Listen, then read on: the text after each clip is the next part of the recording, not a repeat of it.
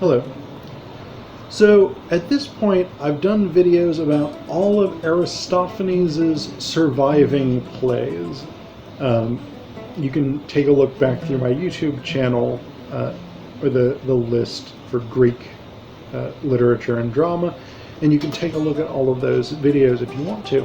But I want to give you a sort of overall assessment of Aristophanes as a playwright, because he's the main source that we have for information about ancient Greek comedy.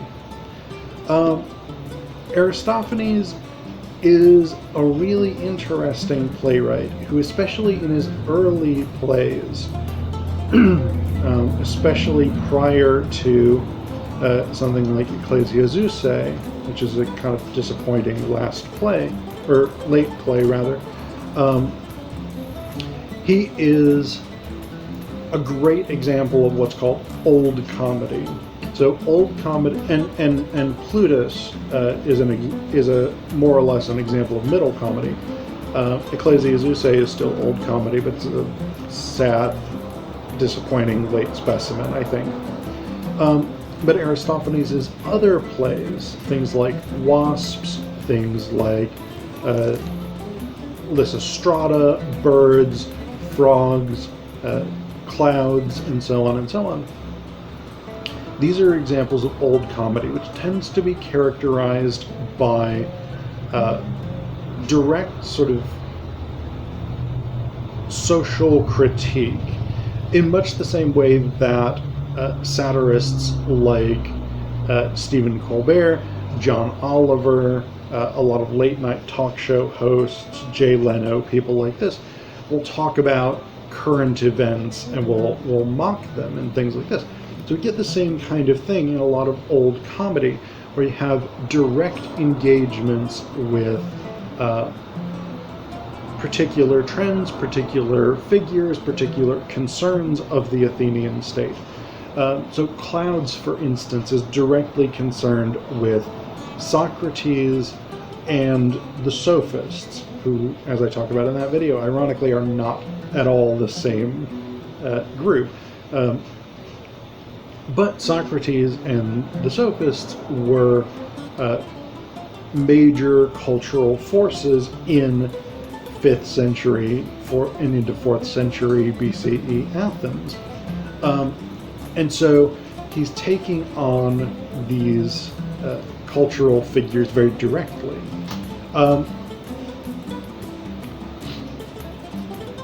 The other thing about Aristophanes that I see consistently is an anti-democratic streak. But this is an ironic anti-democratic streak, because so much of the work that his plays does actually uses the tools of democracy, particularly rhetoric, debate, and freedom of speech, in order to make the anti-democratic argument. So the Athenian democracy ran on rhetoric. I've talked about that in a number of videos on Aristophanes. It runs on rhetoric because what you as a citizen have to do in the ecclesia is convince your fellow citizens to support your particular position. And so this takes rhetoric. Aristophanes' characters are great at rhetoric. They're continually attempting to convince others to support their positions. In other words, they are enacting the very types of political debates that Aristophanes is implicitly, or sometimes even explicitly, opposed to in his critiques of democracy.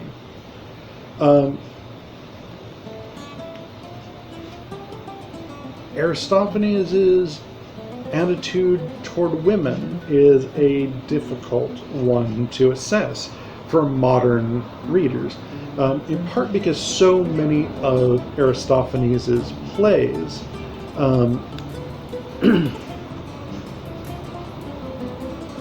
derive a degree of their absurdity from something that today we would not consider absurd, which is the idea that women can be engaged in politics. So Lysistrata is probably the most famous one, where a group of women take over the central functions of the Athenian state, and they make peace with their enemies in the Peloponnesian War. We've also got Thesmophoria's Suze, where again women are engaged in politics. We've got a number of other plays where this happens. Because in 5th and 4th century BCE Athens, women had no political rights whatsoever, this idea that women could take over politics and could in some cases do a better job than the men were doing was really seen as quite an absurd thought. It wasn't something that most Athenian men would have been prepared to countenance. So what does that mean? On the one hand, Aristophanes is using this as a basis for satire. So it's, oh, ha ha ha, look at this ridiculous notion that women could be engaged in politics. Let's all laugh at the women who think they can engage in this manly sphere. On the other hand, he is in fact showing women often very effectively engaging in democratic processes. And again, since we know Aristophanes is skeptical of democracy, this may be part of his commentary, but we see women often being quite successful in places that men have been unsuccessful. And so that's worth noting. There's a political and aesthetic theorist named Jacques Marcier, who in his book Dissensus, points out that during the French Revolution, or shortly after the French Revolution, women who had been central players in the revolution itself were deprived of their rights, and so they started demonstrating for freedom of expression, political engagement, and things like this. And through those demonstrations, through that political activity, they established that they actually had the rights that they were campaigning for. We have a bit of the same thing potentially in Aristophanes, where in satirizing, in presenting women having political power as satire, is opening the door to the idea that women actually could have political power, that it is actually possible, even though it's being presented for Aristophanes' audience as something that is ridiculous. So Aristophanes is a complicated playwright. Again, he gives us great examples of old comedy. So from a generic perspective, in terms of understanding different modes of Greek comedy, he's very, very important. In terms of some of his central themes, he's a challenging guy to get to grips with, because we can understand him from today's perspective, very pro-democratic perspective by and large, and a perspective in which women are seen as legitimate political actors, at least by most of us.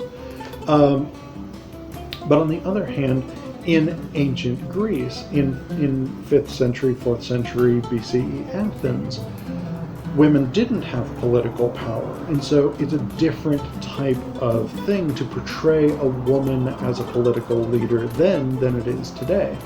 But also there was a lot of opposition to democracy, particularly among Athenian aristocrats. And so the anti-democratic sentiment is not necessarily as foreign to Aristophanes' original audience as it would be for many of us today. So he's a complicated, interesting guy, well worth the read.